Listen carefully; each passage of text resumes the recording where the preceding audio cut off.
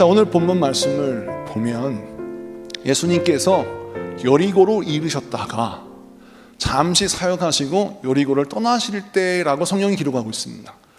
여러분, 오늘 본문 이 마가복음 10장 이후에 11장을 보면 예수님이 예루살렘에 입성하시거든요. 이 얘기는 무슨 얘기냐면 이제 예수님이 예루살렘에 입성하셔서 십자가에 못 박혀 죽으시고 고난당하신 사건이 11장 이후에 이제 등장하는 거예요. 자, 그렇다면 예수님께서 여리고를 이르셨다가 여리고를 나가실 때에는 사실 현실적으로 이 거지 바디메오의 입장에서는 예수님이 여리고에 다시 안 오실 수도 있다라는 생각을 가지고 있을 때입니다. 그런데 평소에 어떤 소문을 들었냐면 예수님을 만나면 눈먼 자가 보게 되고 못 듣는 자가 듣게 되며 문둥병자가 정결함을 얻고 또 악귀가 떠나면 또 죽은 자가 다시 사는 역사가 임한다는 소식을 들었어요. 근데 그 예수님이 여리고에 오셨단 말입니다. 근데 그 오신 예수님이 이제 고난 받으시고 십자가 지시고 죽으시기 위하여 예루살렘에 들어가셔야 하는데 그 중요한 때에 여리고를 떠나실 때가 오늘 본문에 등장하는 것입니다. 자, 그런데 그때 성경은 분명히 말씀하고 있어요. 여리고를 떠나실 때 바디메오가 나사렛 예수시라는 소식을 듣고 다윗의 자손 예수여 나를 불쌍히 여겨 주시옵소서라고 외치는 기도가 등장합니다. 여러분, 우리 인생에 여러 가지 때가 있어요. 공부할 때가 있고 또 일할 때가 있고 기도할 때가 있고 또 열심히 돈을 벌 때가 있어요. 근데 중요한 것은 내 인생의 때에 예수를 만날 때가 있습니다. 은혜를 받을 때가 있어요. 쓰임 받을 때가 있습니다. 저희 할머니께서 외국인 선교사를 통해서 전도를 받고 일제시대 때 구원을 받았어요. 그래서 저희가 이제 4대째 크리스찬인데 저희 할머님이 어려서부터 이 선교사를 통해서 예수를 영접했기 때문에 기도 제목이 하나님, 저는 예수 잘 믿는 남편을 만나고 싶습니다 라고 기도하셨단 말이죠. 근데 저희 할머님이 미인이셨어요. 뭐 저를 보시면 상상이 가지 않습니까? 미인이셨습니다. 박규래 권사님 미인이셨습니다. 그런데 이 얼굴이 예쁘신 우리 할머니께서 배우자를 놓고 기도를 많이 했는데 그 시절에는 예수 믿는 남편 만나기가 어려운 시대입니다. 생각을 해보십시오. 유교적인 전통으로 뭐 제사란 다 드릴 때에 아니 그런 시대에 예수 믿는 남편을 만난다? 어려운 일이죠. 그런데 그때 중매로 저희 할아버지이신 이필령 저희 할아버님을 만나셨어요. 근데 저희 할아버님 증언이 처음 저희 할머니 만나셨을 때 깜짝 놀랐대요. 왜냐? 너무 예뻐서. 그런데 이 할머니 조건이 무엇이었냐면 나랑 결혼하려면 당신 꼭 예수 믿어야 된다. 그러니까 저희 할아버님이 일본 유학을 마치고 군산에 오셔서 조선소를 하셨어요. 목선을 만드는 조선소를 하셨으니까 저희 할아버님이 그 당시에 돈도 좀 있었고 또 힘이 있었기 때문에 예쁜 여자는 만나고 싶고 근데 이 여자가 크리스찬이에요. 아직껏 나중에 내가 하라는 대로 하면 되지 결혼부터 하고 보자 이런 마음을 먹었던 것 같아요. 그래서 철떡같이 약속을 하고 저희 할머니가 결혼을 했단 말입니다. 그런데 저희 할머니가 결혼해서 보니 증조 할아버지의 할머니 뿐만 아니라 할아버지 형제들이 온 집안에 같이 살아요. 저희 할머니 증언으로는 한 번 밥을 먹을 때 20명이 밥을 먹는데요. 한 끼에 20명이 한꺼번에 밥을 먹는데 그런 큰 살림을 저희 할머니가 하시는 겁니다. 근데 문제는 그렇게 철떡같이 예수 믿겠다고 약속했던 이 이필령 우리 할아버지께서 결혼한 이후에 마음이 바뀐 거죠. 그래서 내가 돈보다 주고 내가 당신 교회 갈 때 헌금도 주고 당신 교회에서 봉사할 때 내가 뭐라고 하지 않는데 당신만 가시오. 나는 당신이 교회에 가서 열심히 봉사하는 거 말리진 않을 테니 당신은 교회 가고 돈이 필요하? 내 돈이 줄게. 헌금도 줄게. 가. 하지만 나는 못 가겠다. 왜냐하면 우리 아버지, 우리 어머니도 제사를 드려야 되고 우리 집안은 덕수이 씨 어떤 가문이냐? 일곱 후손이다. 이순신이 우리 삼촌이고. 뭐 이런 자부심이 있는 분이었어요. 덕수씨 가문에 예수 믿는 거 어렵다. 제사 드려야 된다. 그렇기 때문에 제사는 드려야 되니까 어쩔 수 없이 나는 못 간다. 당신만 가라. 이렇게 된 거예요. 저희 할머님이 예수를 믿으실 때 세게 믿는 분들이에요. 목사님이 전도 나가시고 신방 가실 때 항상 저고리 딱 검정 치마 하얀 저고리 입고 성경책을 쥐고 항상 속자님으로 열심히 따라다니신 분이에요. 그런데 이 남편이 이렇게 딱 나오니까 우선 아이를 낳으면서 기탁종 기도를 시작해. 어떻게 하면 할머님이 금식을 시작합니다. 20년 밥을 다 차려놓고 어떤 작전을 하냐면 당신이 교회를 가지 않으면 내가 밥을 먹지 않겠다. 그런데 그러다 말겠지 했어요. 저희 할머님이 죽으면 죽으리다고 기도합니다. 그럼 저희 할아버님이 뭐라고 하셨냐면 지금 당장은 안 믿을 거야. 그러나 차차 믿을게. 지금 당장은 교회 안 가지만 내가 너무 바빠서 교회 못 가지만 시간이 지나면 내가 좀 한가하면 교회를 갈게. 그러니 여보 밥 먹어. 저희 증조 할아버님이 며느라 우리가 차차 교회를 가줄 테니 너 이러다가 쓰러진다. 밥을 먹어라. 그런데 저희 할머님이 식사를 안 하시는 거예요. 금식하세요. 그리고 새벽잠 자고 기도하는데 할머님이 진짜 한 끼 금식하고 말겠지. 그런데 이틀을 금식하고 3일을 금식하고 저희 온 가족이 떠는 겁니다. 이러다가 죽는 거 아닌가. 그렇게 예쁘시고 고우신 우리 할머님의 얼굴이 수축해지기 시작해요. 할아버님이 급한 마음에 여보 내가 교회를 따라가 줄 테니까 식사하시게. 그러니까 저희 할머님이 그럼 약속을 해요. 나랑 교회 가는데 예수를 믿으려면 제대로 믿어야 돼. 새벽 기도회부터 가. 어떻게? 새벽 기도회부터. 예수를 믿으려면 새벽 기도회부터 가는 거예요. 저희 할아버지는 평소에도 증조 할머니께서 항상 정한수를 떠놓고 비나이다를 받기 때문에 이런 것쯤이 아무것도 아니라고 생각을 했어요. 일본에서 유학을 했을 때에도 항상 일본 사람들이 그 새벽에 불공을 드리고 기도하는 걸 봤기 때문에 이까지쯤이야 할 수 있다라고 생각을 하신 거예요. 그래서 할아버님이 좋다, 내가 그렇게 가겠다. 그래가지고 저희 할머님과 함께 새벽 기도부터 나가신 거예요. 나가셔서 기도를 하는데 저희 할머니 또 기도를 시작해. 작전 기도를. 뭐냐면 증조 할아버지 할머니, 저희 할머니에게는 시아버지 시어머니 전도하고 싶어요. 저희 할아버지 말렸어요. 절대 부모는 건들지 말자. 부모는 건들지 말자. 우리 할아버지, 우리 아버지, 우리 어머니는 전통적으로 유교 집안에서 제사를 안 드리면 불효자식이라고 생각하시는데 나만 예수 믿고 자식들은 교회 데리고 갈 수 있는데 우리 부모님만큼은 내버려 두자. 우리 할머니께서 뭐라 하시냐면 여보 당신만 구원받고 당신만 천국 가면 되겠습니까? 나는 우리 시아버지 시어머니가 우리 당신의 모든 시동생 시누이들이 다 예수 믿기 원해요. 저희 할머니 스케줄이 얼마나 크냐면 저희 할아버지가 큰아들이에요. 큰아들 장손.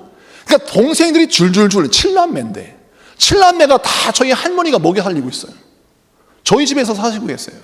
그러니까 할머니께서 반드시 예수 믿어야 된다. 그러니까 시동생들은 저희 형수라고 하는 우리 할머니께서 굉장히 강하니까 우리 집에서 밥을 먹으려면 교회 가야 돼. 그러니 싸그리다 시동생들 시누이들 싹 다 교회를 데리고 왔어요. 근데 난공불락 시아버지 시어머니, 이 시아버지 시어머니의 구원을 놓고 저희 할머님이 작정 기도를 합니다. 얼마나 하나님께 부르짖어 기도했던지, 얼마나 금식하며 하나님께 간구했던지. 하나님 우리 시아버지 그 영혼을 구원하셔서 하나님 지옥 가지 않고 저 천국 보장받게 하시고 저 천국의 영생을 얻게 하여 주시옵소서. 간절히 기도하는 거예요. 남들이 생각할 때는 나중에 예수 믿게 하면 되지, 천천히 예수 믿으면 되지, 시아버지 시어머니 당장 돌아가시는 것도 아닌데 뭐 지금부터 죽기 살기를 왜 기도하냐. 저희 할머니는 그게 아니에요. 지금이 은혜 받을 때야. 지금이 구원 받을 때야.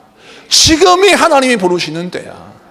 마치 예수님께서 예리고에 이르셨는데 예수님께서 예리고에 막 떠나실 때처럼 지금 예수님이 나에게 찾아오셨을 이때를 놓치면 안 돼. 저희 할머니는 항상 임박한 지금 임하신 하나님의 은혜의 때를 중요하게 여기는 거예요. 저희 할아버지의 의견에 절대 찬성하지 않습니다. 지금 우리 가정의 은혜를 부어주셔서 당신도 예수 믿고 당신 시동생들, 내 시동생들, 시누이들 다 예수 믿고 지금 우리 가정에 구원받고 인가기도 되고 있는데 우리 시아버지, 시어머니 반드시 구원받아야 합니다. 그렇게 목 놓아 기도하면서 기도하고 간구하는데 여러분 보세요. 어느 며느리가 시어머니, 시아버지 살려달라고 기도합니까? 저희 할아버지 증언에 의하면, 간증에 의하면 할머니, 할아버지가 맨 앞자리 이제 장로석에 나오시잖아요. 이렇게 나오시는데 기도를 하는데 하나님, 저희 어머니를 구원해 주셨어요. 천국을 주세요.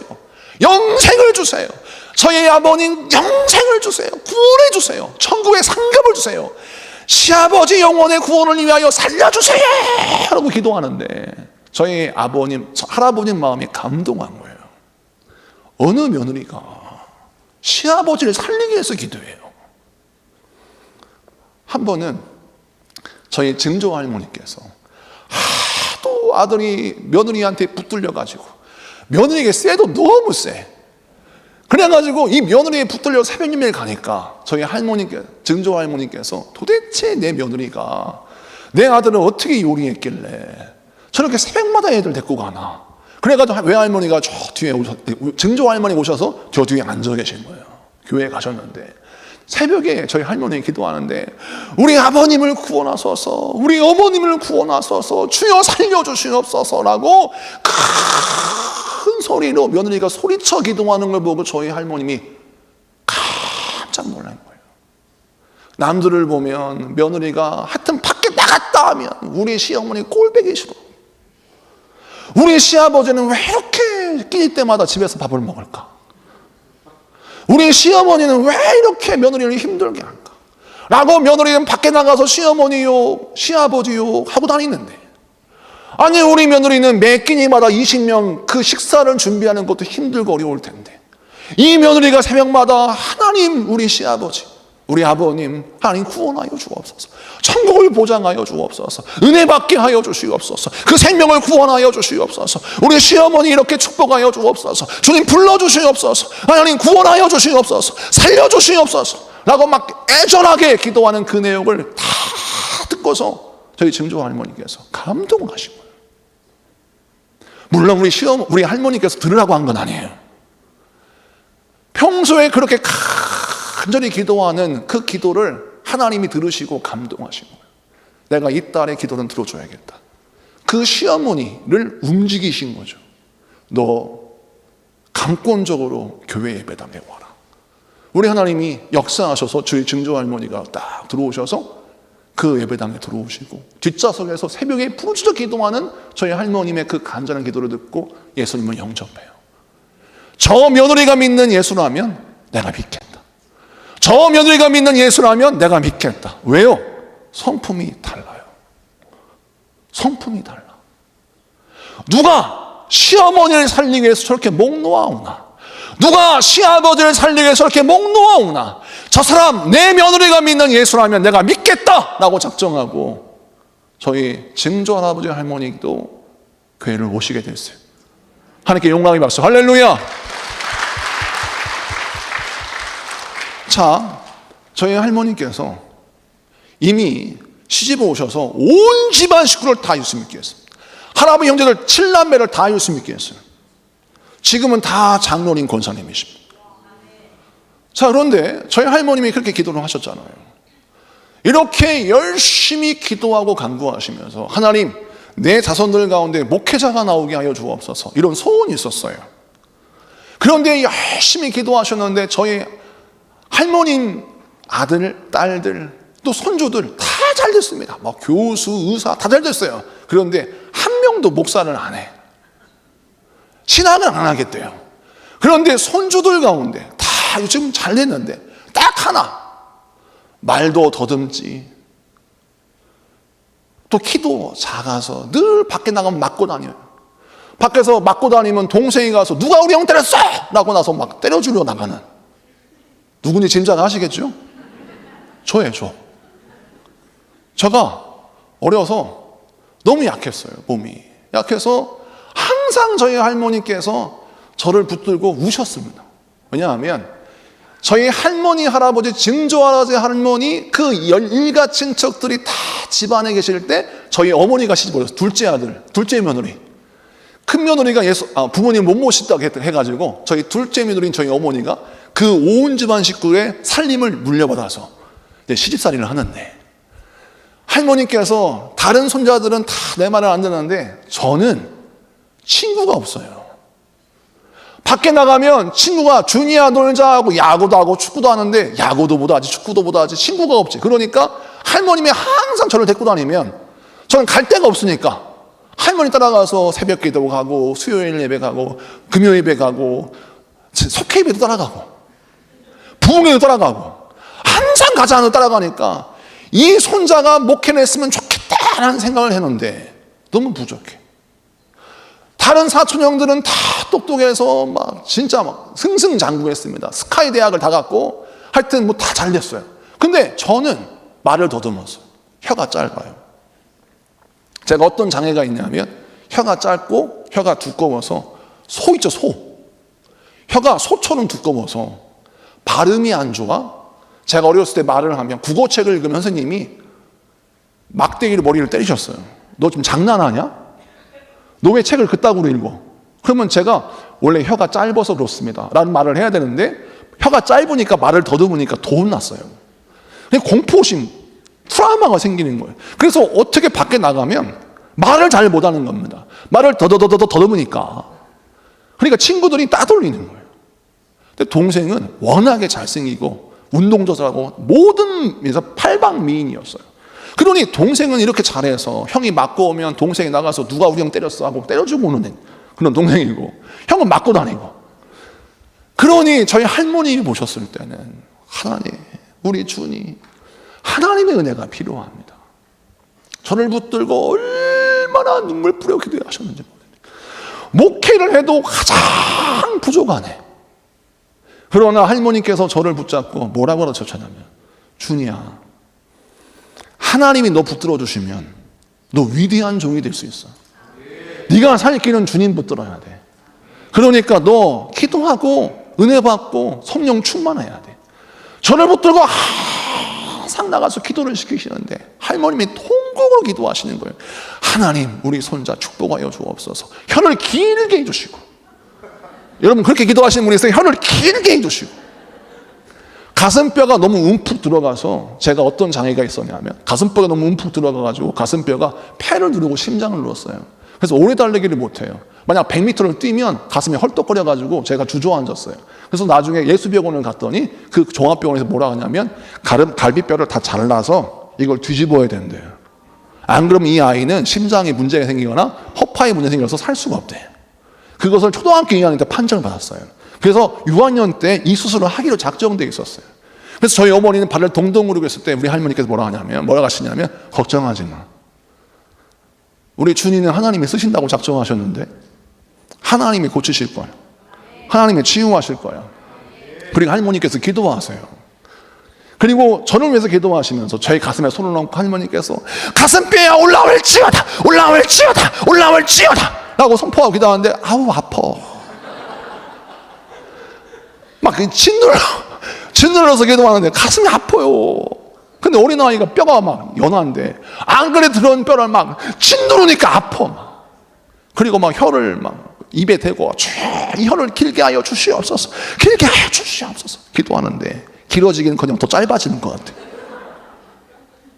그리고 그 당시에 저의 머리 크기가 초등학교 때 똑같아요.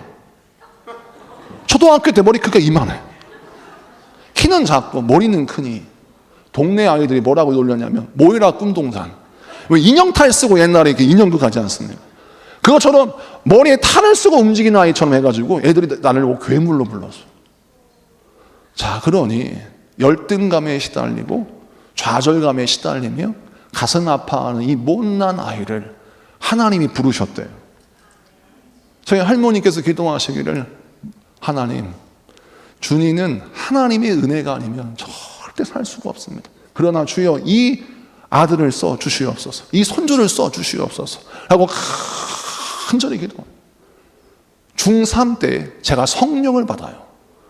성령을 받고 우리 하나님께 저를 고쳐주시는데, 여러분, 혀가 짧아진 것은 수술을 해야 돼요. 혀 끝을 잘라서 혀를 길게 해야 되는데 우리 하나님이 수술하지 않고도 알아들을 수 있으시죠? 혀가 풀어지게 하시는 겁니다. 하나님께서 혀를 길게 하시지는 않은 것 같은데 그 혀가 풀어지고 말미암아 제 말이 모든 사람이 알아들을 수 있는 그 정도의 말이 되었어요. 말을 더듬지 않게 되었습니다. 그래서 하나님이 저희가 말할 수 있는 능력을 주셨고, 가슴뼈를 하나님이 올라오게 하셔야 되는데, 이 기도 제목이잖아요. 하나님께서 얼마나 기도를 시키셨는지. 저희 할머니 저는 붙잡고 가슴아 올라올지어다, 가슴아 올라올지어다, 갈비뼈야 내가 예수를 명한다, 움직여라 움직여라 움직여라 라고 선포하며 기도하는데, 우리 할머니 권사예요. 근데 이 기도를 계속하는 거예요. 손자를 놓고. 제가 중3 때 성령을 받고 기름 부음을 받고 기도하면서 제가 그때 불을 받았는데, 그 당시 목사님이 막 기도회를 인도하시고 다 기도할 때 제가 불을 받고 어떤 역사를 체험하느냐, 갑자기 키가 커지기 시작하는데, 제가 키가 183입니다. 갑자기 살이 막 터지면서 제가 막 쑥쑥쑥쑥 크기 시작하는 거예요. 제 동생이 저보다 훨씬 컸는데 제가 제 동생보다 더 커요. 고등학교 1학년 때부터 키가 커지기 시작하니까 이 머리가 키가 커지면서 머리가요, 보세요, 머리에 사이즈에 걸맞게 넓어졌어요. 몸이 넓어져.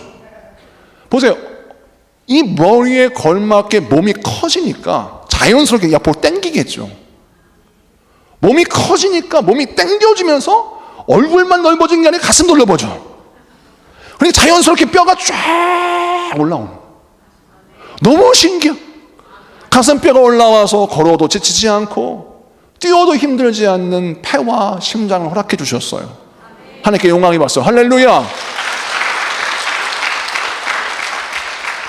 저희 할머니께서 저에게 무엇을 알려주셨느냐? 준이야, 지금이 은혜 받을 때야. 지금이 네가 쓰임 받을 때야. 안 된다고 하지 마. 어렵다고 하지 마. 주님이 함께 하시면 가능해. 이 믿음을 알려주신 거예요.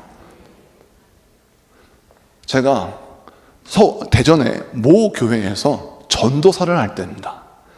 그 전도사를 할 때에 지금 목회하시는 한 목사님이 그 당시에 청년이었을 때 둘이 너무 친했어요. 새벽 예배 운행을 했기 때문에 호용호재한 사이였습니다. 그래서 그 형을 형님이라고 불렀고 그 형님은 저를 동생으로 여겼어요. 그래서 둘이 너무 친했어요. 형님 동생 하면서. 근데 그 큰 교회에서 새벽 예배 운행을 하면 서로 의지하며 살았는데, 그 형님이 하루는 저에게 뭐라 하냐면, 동생, 우리 아버지가 전도 집회 날 전도 대상자를 모시려고 하는데 몇 월 며칠 전도 집회 때 120명을 초청한다는 거예요. 120명을 초청하는데 그때 자네가 가이드를 했었으면 좋겠대요. 속으로 제가 무슨 이런 뚱딴지 같은 얘기가 있나. 한 사람이, 그 당시 그 형님의 아버지인 이재용 집사님은 집사예요. 그리고 미술 교사입니다. 물질이 많은 분이 아니고 사회활동을 많이 하시는 분이 아니에요. 근데 그분이 120명을 초청해서 교회를 모시고 온다는 거예요. 그리고 중요한 건 120명을 모시니까 관광버스 3대를 대절했는데 그 3대를 대절한 비를 본인 스스로 사비로 다 얻고 120명의 전도용품을 자기 사비로 다 사서 준비하고, 대전에 풍전뷔페라고 그 당시 유명한 뷔페집이 있어요. 그 풍전뷔페에 120명을 예약을 다 한 거예요. 자, 그래서 이분이 초청을 한다는 거예요. 그래서 제가 유심히 그 형님의 아버님 이재용 집사님을 주목하기 시작했어요. 전도 집회가 날짜가 잡혔고 그걸로 기도를 하시는데 새벽에 그 이재용 집사님과 지명자 권사님이 맨 앞자리에 기도하시거든요. 그런데 새벽에 불을 끄고 기도를 하는데 쫙 하고 기도하는 거죠. 제가 평소에 그 이재용 집사님의 부인, 그러니까 이재용 집사님의 가정을 제가 그러니까 속해 인도자였어요. 그 당시 대학 4학년 때 속해를 3개를 인도했는데 그 3개 가운데 하나가 그 형님네 가정입니다. 그래서 저는 인도자였고 속장은 그 당시에 그 형님의 어머니 이재용 집사님의 부인이었어요. 그런데 그 집안이 어떤 집안인지 제가 잘 알고 있죠.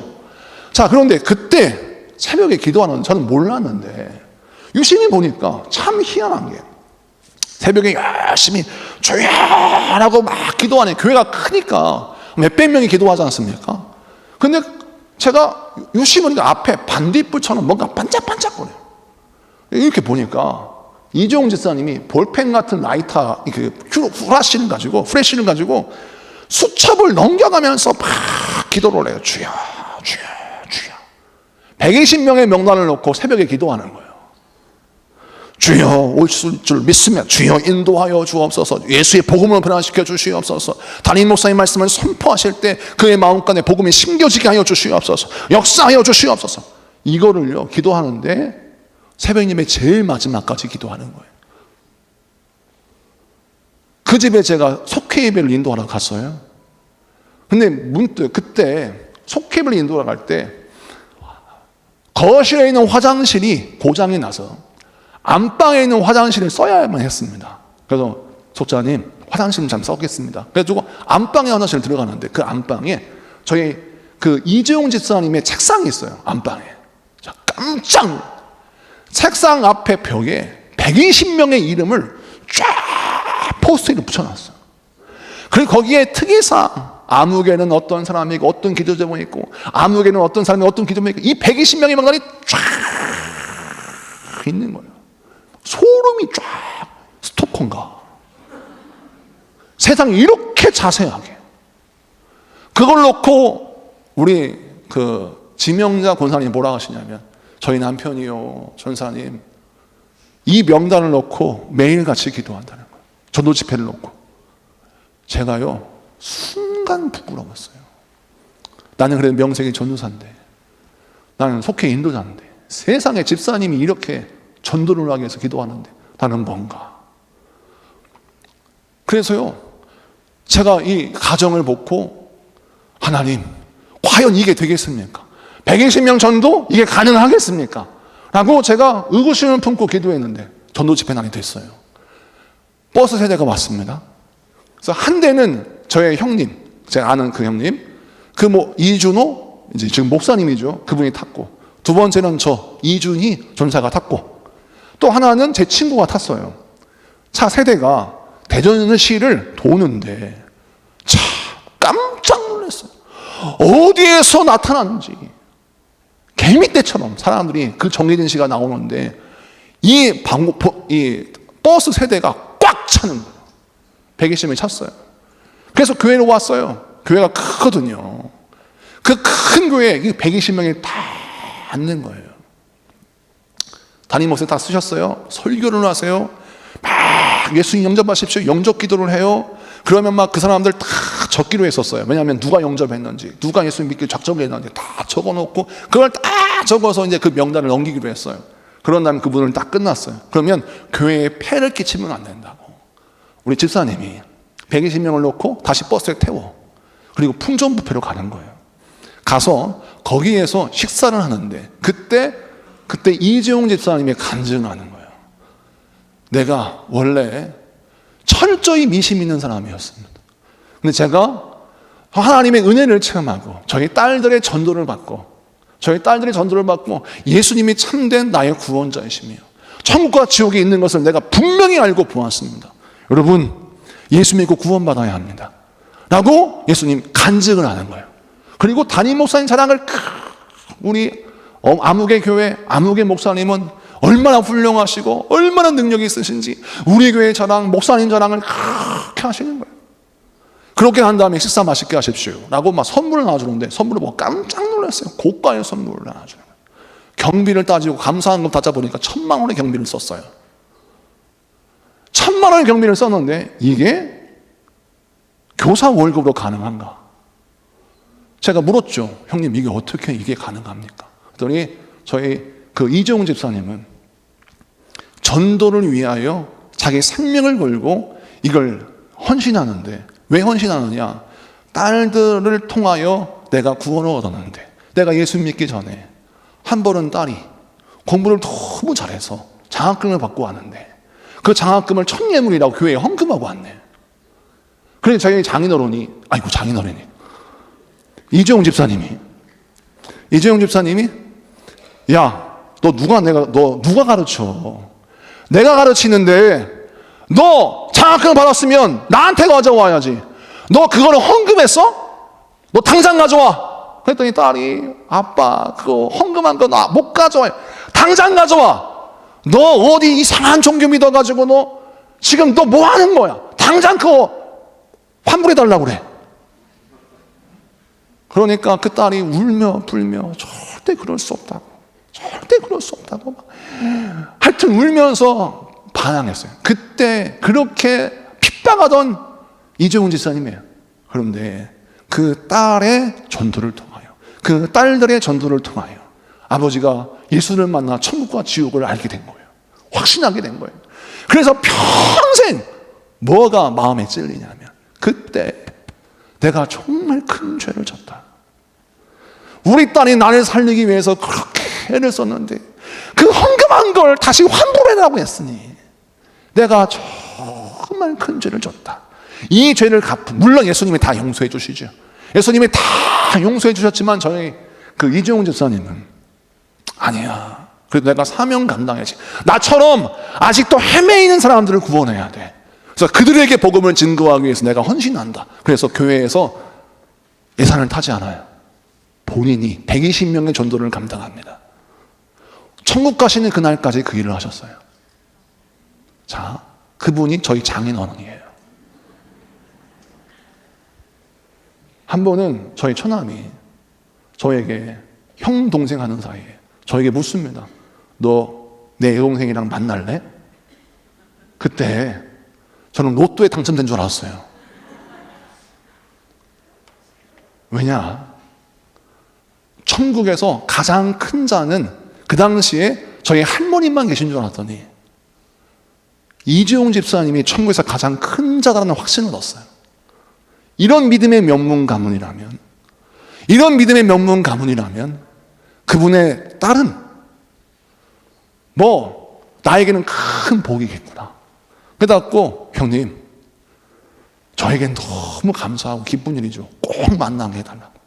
사실 그래서 사진으로만 보았지만 만나지는 않았어요. 그래서 비포 커피숍이랑 커피숍에서 저희 사모를 만나 두 번째 만났을 때 제가 청혼했어요. 딱 두 번 만나고 난 결혼하자. 우리 사모가 뭐라 하냐면, 미쳤나 이 남자가 나를 뭘 하고 두 번째 만나서 청혼을 하냐. 하지만 제가 출개차 추천해가지고 결혼했어요. 저희 교회가 개척할 때 개척 멤버가 없었어요. 하지만 하나님께서 물붓듯이 부으시는 은혜, 저희 교회 성도들 전도에 미친 사람들이 얼마나 많은지, 복음을 증거할 때 목숨을 걸어요. 한 번은 한 집사님이 떡볶이를 하시는 가게 하는 주인을 전도하기 위해서 코트를 벗어주고 비싼 가방을 내어주고 오는 그런 일들을 해요. 사람들이 왜 그런 일을 해? 왜 이상하게 그렇게 해? 라고 해도 그런 일을 자연스럽게 해요. 금산에 살고 있는 한 집사님, 지금 권산이 되셨는데 한 집사님이 직장도 금산이에요. 아이들도 다 금산에 학교 다녀요. 그런데 교회가 대전이에요. 새벽 예배를 금산에서 대전까지 와요. 고속도로로 35분 차를 운전하고 와야 새벽 예배 올 수 있어요. 갈 때 35분 도로 이용료 냅니다. 자, 그런데 이런 먼 거리를 새벽 예배 오다가 남편을 설득합니다. 교회 곁으로 이사를 해야겠다. 집 팔아서 교회 곁으로 이사를 와요. 세상의 상식으로는 이해할 수 없는 사람들을 붙여주세요. 이것이 어떤 은혜입니까? 제가 잘해서 천만의 말씀이에요. 저희 할머니 복음을 증거하기 위해서 목숨을 걸어요. 영혼 살리기 위해서 온 힘을 다해요. 저희 장인어른 금과 은을 바라지 않아요. 하나님이 기뻐하시는 가장 큰 것, 그것이 바로 무엇입니까? 영혼을 살리는 것입니다. 우리 예수님께서 영혼을 살리시기 위하여 이 땅에 오셨고 몸짓고 피 흘려 고통당하고 십자가에 죽으셨지 않습니까? 그러면 우리 주님이 가장 원하시는 것이 무엇일까요? 죽은 자가 사는 것입니다. 지옥 갈 자가 주님께 돌아오는 것입니다. 그래서 우리 주님은 복음을 위하여, 영혼을 위하여 우는 자, 영혼을 살리기 위해서 금식하는 자, 영혼을 살리기 위하여 온 힘을 다하는 자, 내가 너의 가정은 내가 책임지마. 내가 너의 인생은 내가 책임질 거야. 내가 너의 사업, 너의 직장, 너의 삶, 내가 책임져 줄게. 이것이 하나님의 역사입니다. 저는 제가 잘났다고만 하잖아요. 저는 부족해요. 말도 더듬었어요. 뛰지도 못해요. 박자도 음정도 틀려서 찬양을 부를 때 지금도 악보를 보고 부르는 게 아니라 수백 번 듣고 암송해서 그걸 외워서 찬양을 불러요. 이렇게 부족하게 짝이 없는 저를 하나님이 쓰신 이유는 무엇이냐? 양가가 하나님의 상급이 커서 네가 누구냐? 이재용 집사의 사위냐? 네가 누구냐? 박기래 권사의 손자야? 아브라함의 아들 이삭을 축복하시고 이삭의 아들 야곱을 축복하시고 우리 하나님께서 그 믿음의 약속의 계보를 따라 은혜를 주시고 능력을 주시고 권능을 주신 것처럼 우리 하나님의 귀한 상급을 그 자녀에게 허락해 주셨다는 것입니다. 그러므로 사랑하는 성도 여러분, 예수님이 여리고에 오셨을 때 어떻게 해야 돼? 그때를 놓치면 돼요? 안 되죠. 안 되죠. 많은 사람들이 장인어른한테 물었어요. 이렇게까지 할 필요가 뭐가 있습니까? 아니 이렇게까지 할 필요가 뭐가 있습니까? 왜 이렇게 요란스럽게 예수를 믿고 왜 이렇게 힘들게 예수를 믿고 왜 그렇게까지 헌신합니까? 라고 했을 때 우리 장인어른이 항상 하시는 말씀이 있어요. 바로 그것이 무엇이면 지금이 바로 구원받을 때야. 지금이 당신이 구원받을 때야. 지금 우리가 구원받을 때야. 바로 지금 하나님 나라를 사용하실 때야. 내일은 없어. 그래서 지금 쓰임받아야 돼. 제가 밖에 나가서 전도할 수 있었던 동력은 누구에게 배운 것이냐? 저희 할머님과 이재용 집사님, 저희 장인어른 통해서 배운 것입니다. 제가 전도사였지만 그 평신도의 불타는 열정, 복음을 향한 뜨거운 사랑, 그 헌신이 제 마음에 불을 당긴 거예요. 사랑하는 성도 여러분, 오늘 이 본문에 거지 바디메오, 예수님이 여리고를 떠나신대요. 야, 예수님이 여리고를 떠나신단다. 남들은 다시 오시겠지 뭐. 그때 예수님 만나면 되지 뭐. 이렇게 생각하는데 바디메오는 그렇게 생각하잖아요. 아니야. 예수님이 지금 여리고를 떠나신대. 지금 내가 구원받고 지금 내가 눈을 떠야겠어. 그래서 다윗의 자손 예수여 나를 불쌍히 여기옵소서라고 소리치니까 우리 예수님이 그 소리를 듣고 딱 멈추셔서 이리 와라. 네가 원하는 게 뭐냐? 이러면 좋은데 성경을 보면 예수님이 가시는 길은 그냥 가세요.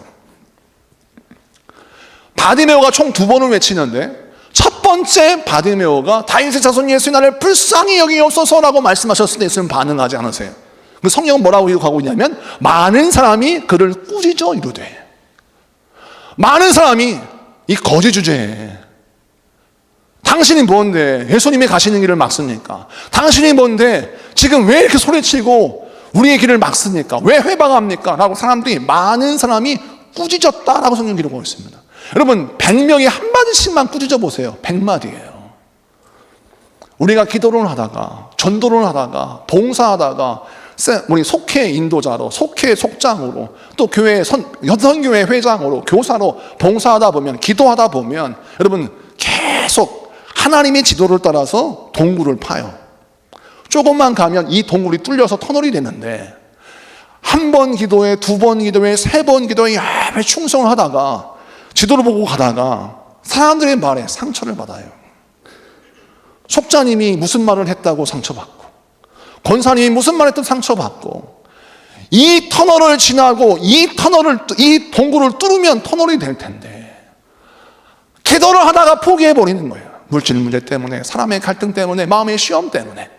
그래서 결국 기도하던 그 길이 동굴이 되어서 그 동굴에 갇혀 침륜에 빠져가지고 참수하고, 그래서 거기에 멈추는 거예요. 조금만 가면 그 동굴은 터널이 될 텐데, 조금만 가면 그 동굴은 터널이 되어서 하나님의 역사가 일어나는 통로가 될 텐데 2번을 기도하지 않는 거예요. 이 우리의 모습인데 바디메오는 그렇지 않아요. 많은 사람이 꾸짖어 이르되 잠잠하라 했었겠죠. 100명이면 100마디가 들리고 1000명이면 1000마디가 들렸을 텐데 바디메오는 또다시 똑같이 외칩니다. 예수님이 멈추지 않으셨어요. 가던 길을 가셨어요. 왜 그러셨을까? 왜 예수님은 첫 번째 기도에 응답하지 아니하시고 두 번째 기도에 응답하셨을까? 이유는 바디메오 마음속에 있는 동굴을 터널로 만드는 믿음을 끄집어내서 알려주고 자랑하시고 싶으시기 때문입니다. 아무리 1000명이 10,000명이 100명이 그에게 꾸짖어 이른다 할지라도 그의 기도를 막을 자가 없으며 그의 믿음을 막을 자가 없고 그의 간절한 간구를 회방할 자가 없음을 예수님 보여주시기 위함이에요. 그러자 두 번째 성경을 보니까 바디메오가 똑같이 외칩니다. 다윗의 자손 예수여 나를 불쌍히 여겨 주옵소서. 이 두 번째 외침을 딱 들으시고 예수님께서 사람을 불러서 그 사람을 데리고 오라고 하십니다. 그 사람이 왔어요. 바디메오가 왔어요. 그러니까 예수님 뭐라고 하십니까? 성경 보니까 내가 너에게 무엇을 하여 주기를 원하느냐. 여러분 성경에 예수님이 덮어놓고 내가 너에게 무엇을 하여 주기를 원하느냐 이런 말을 듣는 사람이 흔합니까? 여기 신성교회에 여러분 기도하다가 주님의 음성을 주세요. 아무개 집사야 내가 너에게 무엇을 하여 주기를 원하느냐 이런 기도 응답 너무 흔하죠? 쉽지 않아요. 근데 이 바디메오는 그 응답을 받아요. 왜 응답을 받습니까? 그는 남들 같으면 그의 믿음의 길이 동굴이 되었을 텐데 그는 그 사람들이 많은 사람이 꾸짖어 방해하고 회방하여도 아무도 막을 수 없는 그 기도의 열정과 그 간절한 기도가 그에게 있었기 때문에 우리 하나님의 그 믿음을 끄집어내시기 위하여 그를 인내하시고 시험하셨고 결국 그가 통과하여 터널을 만들어내니 두 번째 외침이 있을 때 그를 부르셔서 내가 너에게 무엇을 하여 주기를 원하느냐 라고 주님께서 말씀하시고 그에게 이르십니다. 그러자 그가 뭐라고 합니까? 주여 내가 보기를 원하나이다. 주님께서 말씀하시면 네 믿음대로 될지어다. 그래서 그가 보게 됩니다. 여러분 이 말씀을 통해서 우리가 무엇을 깨달아 알아야 하냐면 여러분 우리가 신앙생활 할 때 인생의 기도가 있어요. 나의 인생의 기도, 나의 인생의 한 문장의 기도가 있어야 합니다. 많은 사람이 유창하게 기도하는 기도가 능력 있는 기도라고 생각해요. 그런데 아닙니다. 우리 인생의 복잡한 문제를 한 문장으로 표현할 수 있는 그 강력한 기도의 문장이 있어야 돼요. 내 자녀의 문제가 있습니다. 하나님, 내 자녀가 직장에 문제가 있고요. 내 자녀가 하나님 이 사업에 문제가 있고요. 내 자녀가 하나님 결혼에 문제가 있고요. 내 자녀가 이런 질병이 있습니다. 라고 구구절절하게 외치고 기도하지만 그 모든 문제를 한 문장으로 줄일 수 있는데 그 한 문장이 무엇이냐면 다윗의 자손 예수여 우리 아들을 불쌍히 여겨 주옵소서. 다윗의 자손 예수여 우리 남편을 불쌍히 여겨 주시옵소서. 다윗의 자손 예수여 나를 불쌍히 여겨 주시옵소서. 나는 직장의 문제도 얘기하지 않았고 사업의 문제도 얘기하지 않았고 내 자녀의 문제도 이야기하지 않았지만 나를 불쌍히 여겨 주시옵소서라고 기도하였더니 주님이 그것을 들으시고 그에 필요한 모든 것을 응답하실 준비를 하시고 말씀하시기를 내가 너에게 무엇을 하여 주기를 원하느냐라고 말씀하시는 겁니다. 여러분 그의 믿음대로 이루십니다. 복잡한 문제를 단순화시키세요. 우리 모든 사람들이 문제를 복잡하게 생각합니다. 왜? 내가 하려고 하니까. 그런데 하나님께 맡기면 단순해집니다. 하나님이 불쌍히 여기시면 해결됩니다. 하나님이 불쌍히 여기시면 응답이 됩니다. 그러므로 하나님 응답하여 주시옵소서 라고 기도하는 것이죠. 오늘 이 말씀을 통해서 우리 마음속에 어떤 결단을 해야 하냐. 여기에도 기도의 굴을 파고 있는 사람이 있어요. 전도의 굴을 파고 있는 사람이 있습니다. 그 전도의 굴, 기도의 굴을 파고 승리하는 자가 되어야 돼요. 저희 교회에 오늘 4가정이 등록을 했어요. 저 오늘 4가정이 등록했는데 그 가정의 한 가정이 10년 전에 저희 사택 바로 앞에 봄, 여름, 가을, 겨울이라고 식당을 개관하는 식당 사장님이 오늘 등록하셨습니다. 10년 전에 개척했을 때 그 식당에 가서 밥을 먹었어요. 그때 혹시 예수 믿으십니까? 라고 했더니 저 교회 다녀요. 그래서 그러시냐고 교회 열심히 다니시라고 했는데 이분이요 신앙적인 방황을 하고 있어서 전도하지 못하게 하려고 저 교회 다녀요 라고 했던 것 같아요. 그런데 하여튼 그 식당을 계속 이용하면서 예수님은 당신을 사랑합니다. 계속 섬기고 사랑했어요. 그런데 시간이 지나면서 이제 식당이 바빠지고 또 저도 목회가 바빠지면서 잘 못 갔습니다. 그런데 그때 그 옆에서 슈퍼를 하시는 저희 교회 집사님이 있어요.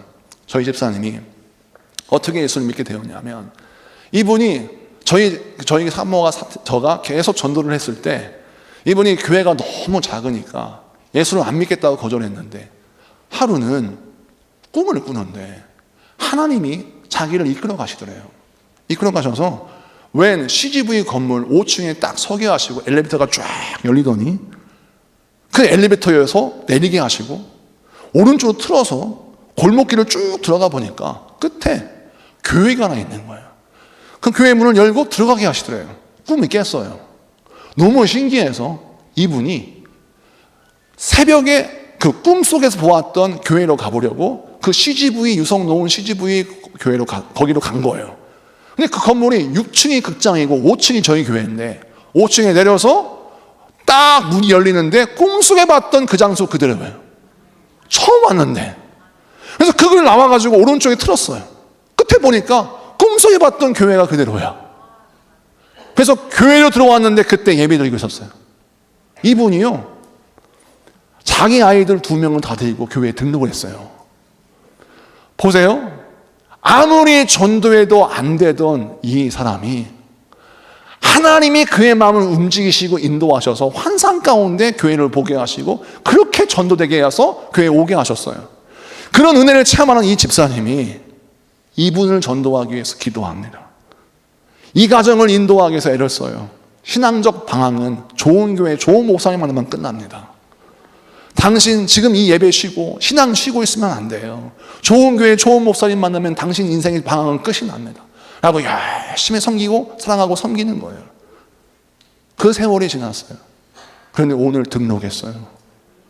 그 사랑하는 그 성도님, 그분이 한 가정만 온 게 아니라 다른 가정도 오고 다른 가정도 와서 이렇게 등록이 이루어지는 걸 보면서 제가 무엇을 깨달았냐면, 자그마치 10년 전에 만났던 그 사람, 우리 하나님이 그들을 인도하시기 위하여 저를 쓰시기도 하시지만 우리 교회 집사님 사용하셔서 목사도 아니에요, 전도사도 아니에요, 그냥 집사예요. 근데 그 집사님이 슈퍼를 운영하면서 그 옆에 있는 식당, 그분을 인도하기 위하여 계속 말씀을 전하고 교회 자랑, 목사님 자랑, 말씀 자랑, 항상 은혜 받는 걸 이야기하니까 이분이 하는 말이, 항상 이 집사님이 자기에게 말을 할 때 우리 교회 너무 좋은 교회예요, 우리 목사님 너무 좋으신 목사님이에요, 우리 교회 꼭 한번 와보세요 라고 말을 했는데 막상 와보니 교회가 너무 좋다는 거예요. 그리고 하는 말, 집사님 전화를 한 거예요. 왜 그 좋은 교회 혼자만 다녔습니까? 진작에 나 좀 데리고 가지. 그러면 우리 집사님 하시는 말이, 내가 진작에 가자고 했잖아요. 내가 진작에 가자고 했잖아요. 하지만 하나님이 일하시니까 10년이 걸렸지만 포기하지 않고 끝까지 그 가정을, 그 심령을 전도했던 우리 이채원 집사님, 우리 귀한 집사님의 그 헌신을 보면서 제가 깨달아요. 하나님이 쓰시는 사람은 틀리구나, 하나님 일하신 사람은 틀리구나. 사랑하는 성도 여러분, 두 번째 간구, 두 번째 기도, 두 번째 헌신이 역사를 이룹니다. 오늘 이 말씀을 기억하신 여러분에게 축복합니다. 말씀을 마치고 정리합니다. 우리 예수님이 이 바디메오에게 가라, 네 믿음이 너를 구원하였다 라고 하시고 성경에 보니까 그가 곧 보게 되어 예수를 따르니라 라고 쓰여져 있어요. 그런데 중에 보니까 이 말씀이 이상한 게, 예수님이 가라라고 했죠. 이 가라라고 하는 원어의 뜻은 네 갈 길 가라는 거예요. 네 갈 길 가라. 너 눈 떴으니까 더 이상 거짓 노릇 하지 말고 네 독립해서 네 행복하게 인생 살아라 했어요. 근데 그가 곧 보게 되어 누굴 따른다? 예수를 길에서 따르니라 쓰여져 있는데, 예수를 길에서 따르니라는 말씀은 어떤 뜻이냐면, 많은 학자들이 해석하기를 길에서 따른다라고 하는 뜻은 제자가 스승을 따른다라고 하는 관용적인 표현으로 해석할 수 있다는 것입니다. 왜 그러냐면, 지금 오늘 읽은 마가복음 10장 이후의 11장은 예수님이 예루살렘에 입성하셔서 십자가에 못 박혀 죽으시는 그 죽음의 사건이 등장합니다. 보세요. 예수님은 영광 받으시기 위하여 예루살렘 가시는 게 아닙니다. 십자가 지시기 위하여 예수님이 예루살렘 들어가세요. 있던 제자들도 십자가 지실 때 도망가거든요. 근데 바디메오는 예수님이 가라고 하셨어요. 너 가라, 네 갈 길 가라 그랬는데 이 사람은 예수님이 십자가신 예루살렘으로 따라가요. 예수님의 제자가 되어서 그를 따라가요. 이렇게 해석할 수 있다는 거예요.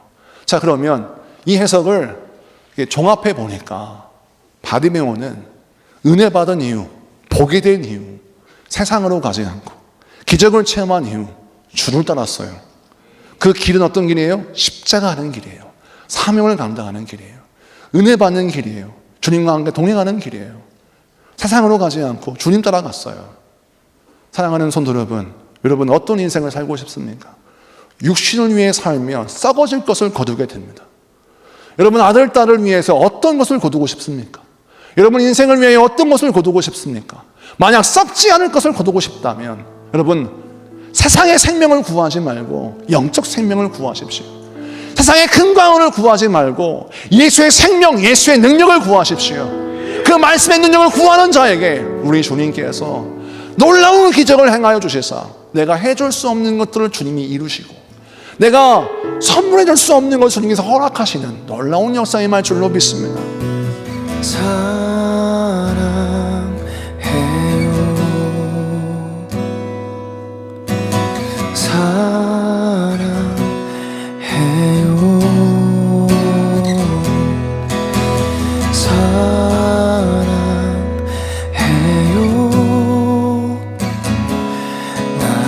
전부 예수님 사랑해요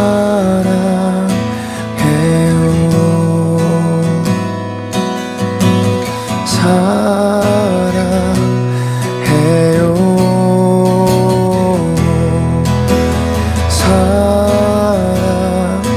사랑해요 나의 전부 예수님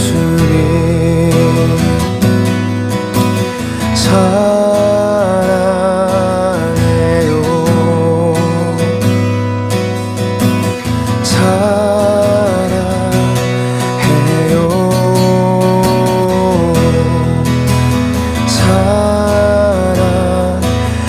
사랑해요 나의 전부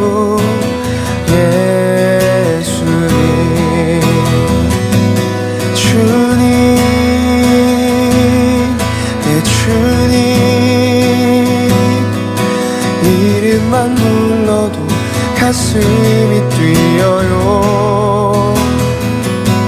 주님 내 주님 주님 곁에 머물고 싶어요.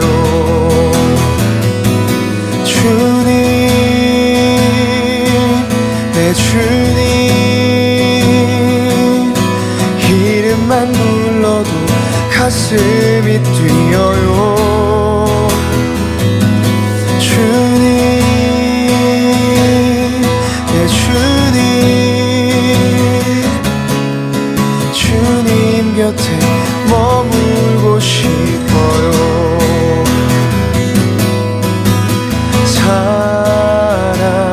사랑해요 사랑해요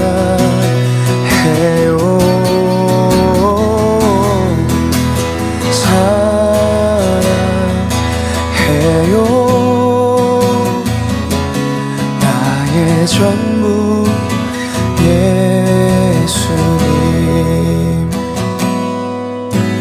사랑해요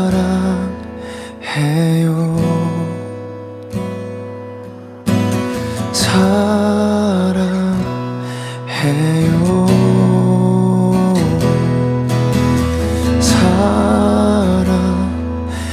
사랑해요 나의 전부 예수님 나의 전부 예수님 전부